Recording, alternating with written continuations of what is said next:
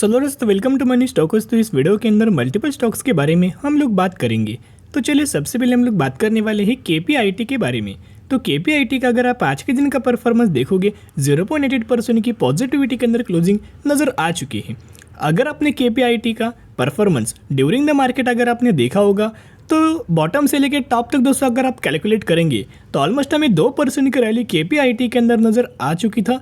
लेकिन दोस्तों बाद में हुआ क्या, मार्केट के अंदर ह्यूज अमाउंट ऑफ फॉल आने के कारण ही, मार्केट वॉलेटाइल होने के कारण ही केपीआईटी इस कंपनी के अंदर क्लोजिंग होते होते स्लाइटली प्रॉफिट बुकिंग नज़र आ चुकी है। अभी देखिएगा फंडामेंटल तो कंपनी बहुत ज़्यादा स्ट्रांग है। जितने भी ब्रोकरेज फर्म थे जैसे कि जेपी मॉर्गन के द्वारा आपको दोस्तों स्टेटमेंट पता ही होगा कि उन्होंने केपीआईटी के अंदर ऐसा स्टेटमेंट दिया गया था कि जो केपीआईटी है वो ऑलमोस्ट आने वाले 12 मंथ्स के अंदर, यानी कि आने वाले 12 महीने के अंदर, एक सालों में 50% तक का गिरावट केपीआईटी इस कंपनी का नज़र आ सकता है। और तो तब हमें कंपनी 1040 रुपये के आसपास हमें ट्रेड कर रहा था। यानी कि जेपी मॉर्गन को ये लगता है कि आने वाले 12 महीने से अंदर ये कंपनी 520 रुपये के आसपास हमें ट्रेड कर सकती है। क्या दोस्तों सच में कंपनी 500 रुपये के आसपास के अवेलेबल आएगी? आप मुझे कमेंट सेक्शन के अंदर बता सकते हो कि सच में कंपनी इतना बुरा है जो कि ह्यूज अमाउंट ऑफ गिरावट नज़र आएगा। अगर आप केपीआईटी का जून क्वार्टर का दोस्तों परफॉर्मेंस यहाँ अगर आप देखोगे तो रेवेन्यूज के अंदर ऑलमोस्ट हमें 59% की जंप नज़र आ चुका है। इनकम के अंदर अगर आप देखोगे 57% की जंप। अगर आप इनका अर्निंग पर शेयर के बारे में देखोगे 57% की जंप। और अगर आप नेट प्रॉफिट मार्जिन के अंदर अगर आप देखोगे तो नई के बराबर कंपनी ने परफॉर्म किया। स्लाइटली इनका मार्जिन के अंदर हमें फॉल नज़र आया हुआ है। यानी कि जो मार्केट का जो एस्टिमेट था, मार्केट का जो प्रेडिक्शन था, उसको कंपनी ने बहुत अच्छा खासा बीट किया हुआ है। अर्निंग पर शेयर के अंदर तो 15% बीट किया एंड रेवेन्यूज के अंदर अगर आप देखोगे तो ऑलमोस्ट हमें 5 to 6% का बीट हमें करते हुए नज़र आ चुका है। तो इसी की वजह से केपीआईटी इस कंपनी के अंदर गिरावट नहीं हुआ।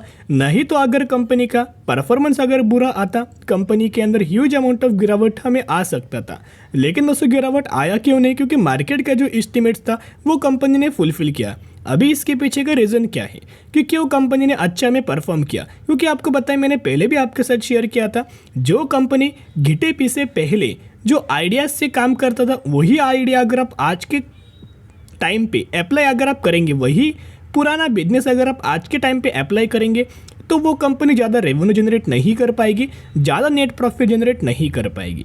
यानी कि कहने का मतलब इतना है कि आने वाले फ्यूचर में नीड क्या होने वाला है, उस नीड को अगर आप अच्छे खासा देखें कि आने वाले फ्यूचर में ये लगने वाला है, ये डिमांड होने वाला, तो चले इस डिमांड को फुलफिल हम लोग कर देते। ऐसे बिजनेस जो आने वाले फ्यूचर में डिमांड फुलफिल करने वाले हैं, नीड्स फुलफिल करने वाले हैं, वही कंपनी के अंदर ग्रोथ आपको नज़र आ सकता है। और दोस्तों आपने सुना होगा कि ऑटो सेक्टर के अंदर इलेक्ट्रिक व्हीकल्स आने वाले सालों में huge amount of important role play करने वाले हैं। यही सेगमेंट आने वाले फ्यूचर में डिमांड फुलफिल करने वाले हैं। तो जितने भी कंपनी ईवी के अंदर काम करेगा वही कंपनी के अंदर ग्रोथ आपको नज़र आ जाएगा। जैसे ये एग्जाम्पल हमने बात किया, लेकिन आईटी सेक्टर के अंदर अगर आप देखोगे जो कंपनी एआई के ऊपर काम करेगा उस कंपनी के अंदर आने वाले फ्यूचर में ह्यूज अमाउंट ऑफ डिमांड वो कंपनी हमें फुलफिल कर सकता है। और आने वाले सालों में रेवेन्यूज के अंदर, नेट प्रॉफिट के अंदर कंपनी बहुत ही अच्छा खासा परफॉर्म कर सकता है। अभी देखिएगा AI यानी कि artificial intelligence boom in India offer 45,000 job opening with the salary up to 45 lakh. यानी कि बेसिकली अगर आप देखोगे आने वाले सालों का जो डिमांड है, आने वाले सालों का जो लगने वाला है सेगमेंट, जो कि AI हर एक सेक्टर के अंदर काम आने वाला है। फाइनेंस बोल सकते हो, फार्मा बोल सकते हो, या फिर बहुत सारे ऐसे सेक्टर जिन सेक्टर के अंदर AI बहुत ज़्यादा इंपॉर्टेंट रोल प्ले करने वाला है। मेडिकल सेगमेंट बोल सकते हो जो कि ह्यूज अमाउंट ऑफ लगने वाला है, जिसके मुताबिक ह्यूमन एफर्ट बहुत ज़्यादा रिड्यूस हो जाएंगे और विद हायर एक्यूरेसी AI के मुताबिक हम लोग काम कर पाएंगे। तो जिसके द्वारा जो कंपनी AI के अंदर काम करेगा वही कंपनी के अंदर ग्रोथ नज़र आ जाएगा। अगर आप ये देखोगे केपीआईटी का बिजनेस, तो बेसिकली कंपनी 3 सेगमेंट से अपना बिजनेस रन कर रही है। सबसे पहले embedded software, second artificial intelligence यानी कि AI, and last digital solution. तो इन तीनों सेगमेंट के अंदर company huge amount of focused कर रही है। केपीआईटी आईटी सेक्टर से तो कंपनी बिलोंग करता है, लेकिन ऑटोमोबाइल को इनका सर्विस प्रोवाइड करता है। यानी कि ऑटोमोबाइल्स को सेक्टर को केपीआईटी आईटी सेक्टर के सर्विसेज प्रोवाइड करता है। जैसे कि पैसेंजर व्हीकल्स के अंदर company maximum amount of revenue generate करता है एंड कमर्शियल व्हीकल से भी कंपनी अच्छे खासे रेवेन्यूज जनरेट करता है। और इनका अगर आप डेवलपमेंट सेंटर्स देखोगे तो यूरोप के अंदर है, यूएस के अंदर, जापान, चाइना, थाईलैंड, इंडिया, तो बड़े बड़ी कंट्रीज के अंदर शानदार तरीके से डेवलपमेंट सेंटर्स नजर आए हुए और लंबे समय के लिए कंपनी बहुत अच्छा परफॉर्म कर सकते हैं। आने वाले सालों में 10,000% तक का रिटर्न, 20,000% तक का रिटर्न, 30,000% तक का रिटर्न कंपनी बना के दे सकता है। जितना आपको गिरावट नजर है उतना आप अच्छे कंपनियों को अपने पोर्टफोलियो के अंदर ऐड करके चल सकते हो। तो चलिए अभी हम बात करने वाले हैं विप्रो लिमिटेड के बारे में। विप्रो का अगर आप आज के दिन का परफॉर्मेंस देखोगे, कोई ज्यादा हमें कंपनी ने परफॉर्म नहीं किया। ऑलमोस्ट हमें एक फ्लैट क्लोजिंग विप्रो इस कंपनी के अंदर नजर आ चुका है एंड 406 रुपए के आसपास विप्रो क्लोज हो चुका है। तो चलिए सबसे पहले एक अपडेट्स के बारे में बात करेंगे, उसके बाद दोस्तों हम लोग बात करेंगे एक्चुअल चीज़ों के बारे में जिसके अंदर आपका कॉन्फिडेंस बढ़ सकता है। ये जो अपडेट्स है 6 घंटे पहले नजर आ चुका था। After TCS, Infosys and Wipro persistent system launches generative AI solution in partnership. तो बेसिकली अगर आप देखोगे तो जैसे कि हमने बात किया कि आईटी सेक्टर की कंपनीज करंटली छोटी से छोटी कंपनी बोल लीजिएगा, बड़ी से बड़ी कंपनी बोल लीजिएगा, एआई के अंदर बहुत ज़्यादा काम कर रहा है या फिर अपना बिजनेस एआई के अंदर भी शिफ्ट कर रहा है क्योंकि डिमांड है और डिमांड फुलफिल करेगा वो कंपनी ग्रोथ के अंदर नजर आ जाएगा। तो एआई के अंदर पहले से टीसीएस एंट्री कर चुका है, इन्फोसिस एंट्री कर चुका है, विप्रो एंट्री कर चुका है, साथ में इन्होंने जो बहुत बड़े इन्वेस्टमेंट किया हुआ है, साथ में दूसरे बड़ी कंपनीज के साथ पार्टनरशिप भी नजर आ चुकी है। तो दोस्तों यहाँ आप देख सकते हो it is worth nothing that several other Indian IT major like TCS, Infosys, Wipro, HCLTech and other have extended their partnership with Google Cloud to ensure their client have an access to suite of generative AI products। तो basically अगर आप देखोगे TCS हो, इन्फोसिस हो, विप्रो हो, HCLTech हो और बहुत सारे ऐसी कंपनी जिन्होंने गूगल क्लाउड के साथ पार्टनरशिप किया हुआ है, गूगल कंपनी के साथ पार्टनरशिप किया हुआ है। अभी देखिएगा जो भी कंपनी एक दूसरे के साथ पार्टनरशिप करता है, दोनों सिचुएशन, दोनों कंपनियों को आने वाले सालों में विन विन सिचुएशन के हिसाब से आपको बेनिफिट मिल जाता है और दोनों कंपनियों को उसका बेनिफिट दिया जाता है। तो जिसकी वजह से जो भी कंपनी अभी देखेगा, जैसे कि इन्फोसिस ने $2 बिलियन का इन्वेस्टमेंट किया, विप्रो ने $1 बिलियन का इन्वेस्टमेंट किया, टीसीएस ने भी ऑलमोस्ट हमें $1 to $2 बिलियन का इन्वेस्टमेंट एआई के अंदर किया हुआ है।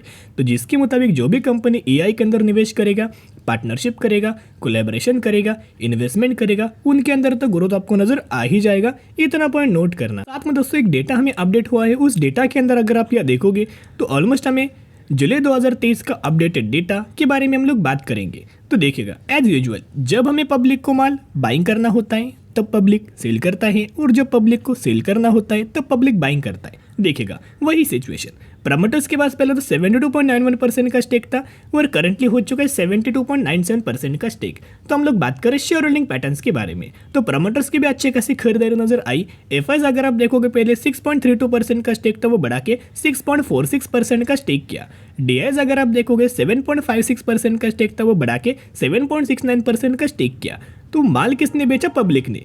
तो जो माल पब्लिक ने बेचा है वही माल एफआईज ने बाइंग किया, वही माल डीआईज ने बाइंग किया, वही माल प्रमोटर्स ने भी खरीदारी करते हुए नजर आ चुकी है। इनफैक्ट अगर आप म्यूचुअल फंड का जुलाई 2023 का अपडेटेड डेटा के बारे में दोस्तों यहाँ देखोगे तो फ्रेश डेटा के बारे में हम लोग बात करें, म्यूचुअल फंड्स ने 66 म्यूचुअल फंड्स की बाइंग नजर आई है एंड 60 म्यूचुअल फंड्स की सेलिंग विप्रो इस कंपनी के अंदर नजर आ चुकी है एज कम्पेयर टू पिछला क्वार्टर, पिछला महीना जो हमें विप्रो इस कंपनी के अंदर म्यूचुअल फंड्स का स्लाइटली माल उन्होंने बेचा था।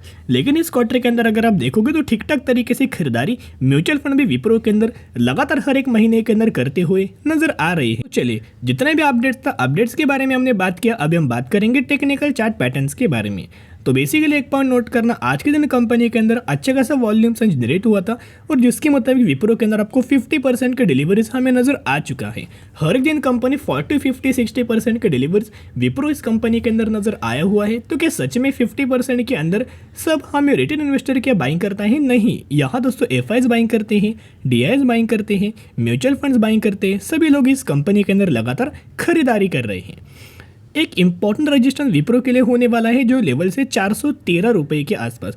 कई बार विप्रो ने इसी लेवल्स के आसपास रेजिस्टेंस हमें फेस किया हुआ है और करंटली भी कंपनी उसी लेवल्स के आसपास हमें ट्रेड कर रहा है। एक बार कंपनी लेवल्स के ऊपर दोस्तों लगातार क्लोजिंग करता रहा तो सबसे पहला टारगेट आपको 450 रुपये का, और उसके बाद कंपनी का टारगेट हमें 520 रुपये का, और उसके बाद टारगेट कंपनी ने ऑलमोस्ट हमें कंपनी 580 रुपये तक का लेवल्स हमें अचीव कर सकता है। इतना अच्छे खासा यानी कि 600 रुपये तक के टारगेट्स हमें म्यूचुअल फंड्स के द्वारा, ब्रोकरेज फर्म के द्वारा, एनालिस्ट लोगों के द्वारा दिया गया है। कोविड के अंदर दोस्तों आपने अगर आप एक चीज ऑब्जर्व किया होगा तो ऑलमोस्ट कोविड के अंदर विप्रो 30% की गिरावट के अंदर मिल रहा था, लेकिन तभी कोई लोगों ने बाइंग नहीं किया। जब कंपनी गिरावट के अंदर मिलता है, मैं हमेशा आपके साथ बोलता हूँ कि खरीदारी करना होता है तो कंपनी गिरावट के अंदर होना चाहिए यानी कंपनी कंसोलिडेट होना चाहिए, और यह कंपनी गिरावट के अंदर भी मिल रहा था एंड कंसोलिडेशन फेज के अंदर भी बिलोंग कर रहा था। तो जिन लोगों ने इस गिरावट के अंदर बाइंग किया उन्हीं लोगों को कंपनी ने ऑलमोस्ट एक सालों में 290% तक का रिटर्न्स बना के दिया हुआ है। 300% तक का रिटर्न्स हमें कंपनी ने शेयर होल्डर्स को बना के दिया हुआ है। करंटली अगर आप देखोगे पिक पॉइंट से करंटली कंपनी ऑलमोस्ट हमें 40% का गिरावट के अंदर हमें मिल रहा है,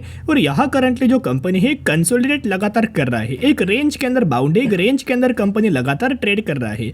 एक बार कंपनी 450 रुपये के ऊपर दोस्तों लगातार ट्रेड करे तो ह्यूज अमाउंट ऑफ रैली आ सकता है, और इतना हमें पोटेंशियल है कि कंपनी लाइफ टाइम वाला हाई लेवल्स भी ब्रेक करके आने वाले सालों में लगातार कंपनी हाई हमें क्रिएट कर सकता है। सिर्फ जो हमें जो पैनिक है ग्लोबल बेसिस के ऊपर है, ग्लोबल बेसिस के ऊपर अगर आपने देखा होगा तो हमें आईटी सेक्टर के अंदर तो स्लाइटली हमें पैनिक लेवल निकल के आ रही है, लेकिन जब तक दोस्तों ग्लोबल बेसिस के ऊपर हमें पैनिक लेवल सॉल्व नहीं होगा तब तक कोई तो ज़्यादा रैली नहीं आएगी। लेकिन पहले जैसी सिचुएशन करंटली नहीं है, ये कंपनी एआई के अंदर भी काम करे तो आने वाले सालों में ग्रोथ आपको ज़रूर नज़र आ जाएगी, लेकिन आपको पैनिक नहीं होना चाहिए, पेशेंसली अच्छी कंपनी को होल्ड करना चाहिए, जैसे कि म्यूचुअल फंड्स होल्ड कर रहे हैं, एफआईज होल्ड कर रहे हैं एंड डीआईज होल्ड कर रहे हैं। चलिए अभी हम बात करेंगे सरदा एनर्जी एंड मिनरल लिमिटेड के बारे में। तो बेसिकली जब से कंपनी आई है 6900% तक का रिटर्न्स बना के दिया हुआ है, 1970 रुपये के आसपास ट्रेड कर रहा है। तो कंपनी ने अनाउंस किया है 1:10 रेशियो के अंदर स्प्लिट। तो अगर आपके पास इस कंपनी के एक शेयर होंगे तो एक के बदले 10 इस कंपनी के अंदर आपको शेयर्स मिलने वाला है। तो स्टडी करना, एनालिसिस करना, उसके बाद निवेश करने की कोशिश कर सकते हो। तो चलो दोस्तों, अगर आपको इसी तरीके से वीडियो अगर आपको पसंद आते होंगे तो जरूर वीडियो को लाइक एंड चैनल को सब्सक्राइब कर सकते हो। फिर मिलेंगे, बाय।